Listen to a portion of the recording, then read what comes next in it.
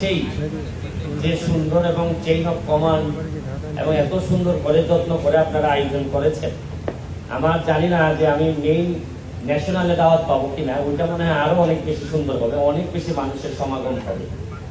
তা আমার কাছে এখানে মনে হয়েছে আসলে একটা ইন্টেলেকচুয়াল হাব।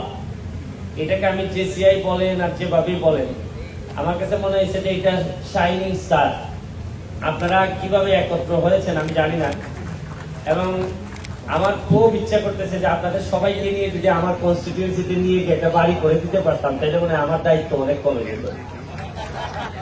তো আসলে এখান থেকে আমি শিখতেছি, আর আপনাদের কাছ থেকে অনেক শিখতে হবে আমার। আর আমি এক সপ্তাহ হয়েছে আমি শপথ নিয়েছি মেম্বার অফ পার্লামেন্ট হিসাবে। তো দেখেন কি পরিমাণ শীত পড়ছে। আমার দায়িত্ব দেওয়া হয়েছে প্রায় 8 লক্ষ মানুষের, আর এই শীতে কম্বল দেওয়া হয়েছে মাত্র 1400।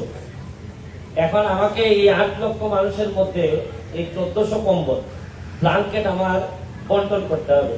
মানে কি ধরনের প্রেশার আমার উপর, মানে আমাদের লিডারশিপে কি ধরনের কাজ করতে হয়, শুধু ছোট্ট একটা উদাহরণ দিলাম। আর আমি আসলে ধরেন ইয়াং মেম্বার অফ পার্লামেন্ট হিসাবে আমার যে মেইন কাজটা হবে, আমি চেষ্টা করে যাচ্ছি যে একটা ভালো প্ল্যাটফর্ম তৈরি করা যায় কিনা, যে জায়গায় মানুষ চিন্তা করবে যে কাজ করলে হয়তো নেতৃত্বে বা মেম্বার অফ পার্লামেন্ট হওয়া যায়। আমাদের একটা সিস্টেম হয়ে গেছিল যে মাঠে না, আপনি ঘাটে ঘাটে ঘুরে ঘুরে এমপি মন্ত্রী হবেন। আমি এই জায়গা থেকে সবাইকে একটু বের করে নিয়ে আসতে চাই যে আমার কাছে মনে হয় চলেন না মাঠে যাই, মাঠে গিয়ে মানুষের জন্য কাজ করি। এক সময় না এক সময় আপনার নসিবে যদি নেতৃত্ব থাকে, আপনি এই দেশের অনেক বড় কিছু হবেন। তা আমি আপনাদের কাছে দোয়া চাই, সহযোগিতা চাই।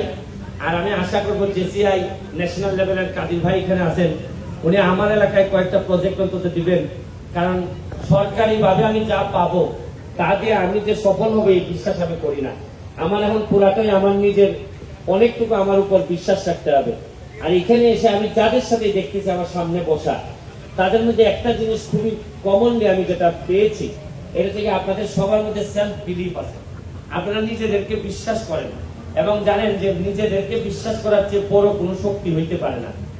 আমি যখন এইবার নির্বাচন করতেছিলাম, আপনারা জানেন যে একজন ইন্ডিপেন্ডেন্ট ক্যান্ডিডেট হিসাবে, স্বতন্ত্র হিসাবে আমি যার বিরুদ্ধে নির্বাচন করতেছিলাম, উনি 2 বিভাগের মন্ত্রী এবং উনি 10 বছর ধরে আমার এলাকার এমপি।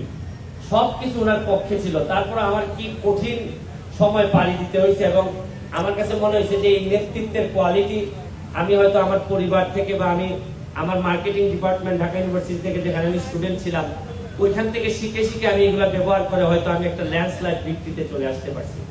তা আমি আপনাদেরকে বলবো যে যেভাবে কাজ করতেছেন, অনেকে হয়তো আমাদের এলিট ভাই বললেন যে কাজের পরে কি পাওয়া যায়, কাজের পরে যে কি পাওয়া যায়, কাজ করতে শুরু করেন, দেখবেন যে একটা সময় আপনি এমন কিছু পাবেন যেটা কাজের আগে, কাজ করার আগে চিন্তাও করেন না আপনি পাবেন।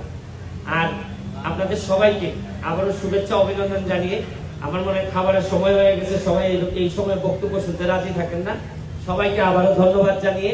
আর আমার কনস্টিটিউয়েন্সি চুনারুঘাট মাধবপুর, এখানে 24টা চা বাগান আছে। আমাদের পর্যটনের জন্য একটা সাতচুরি একটা রিজার্ভ ফরেস্ট আছে, রেমা কালেঙ্গার মতো একটা রিজার্ভ ফরেস্ট আছে। আমি 2 বছরের মধ্যে আমার এই জায়গাটাকে আমি একটা পর্যটন নগরীতে তৈরি করতে চাই। এটা আমি আপনাদেরকে দাওয়াত দিয়ে যাচ্ছি। বছর পরেই আপনারা আস্তে আস্তে যাওয়া শুরু করতে পারবেন, দেখবেন যে আমি একটা এলাকাকে কিভাবে ট্রান্সফর্ম করে একটা জায়গায় নিয়ে যাচ্ছি। আপনাদেরকে দাওয়াত দিয়ে যাচ্ছি অগ্রিম। ভালো থাকবেন, সুস্থ থাকবেন। Thank you. What a legend. Epi sir, please stay on stage for a little bit. Thank you so much. I would like